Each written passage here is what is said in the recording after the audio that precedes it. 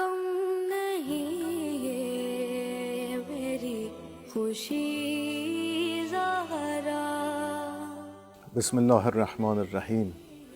آج پیغمبر اسلام حضرت محمد مصطفی صلی الله علیه و آله و سلم کی پیاری بیتی حضرت فاطمه زهرا سلام الله علیها کی ولادت با سعادت کادین ہے.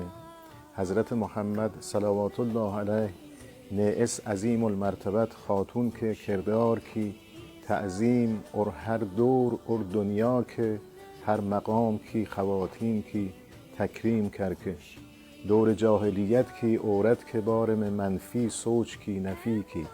ایران میں خواتین کی تکریم اور پیغمبر اسلام صلوات اللہ علیہ کی سیرت طیبہ کی پیروی کے لیے اس عظیم المرتبت خاتون کے یوم ولادت کو یوم خواتین کے طور پر منایا جاتا ہے. میں پاکستان اور ایران کی تمام خواتین کو اس باسعادت دن کی مبارکباد پیش کرتا ہوں. پاکستان زنده باد، ایران پاک دوستی پاینده باد.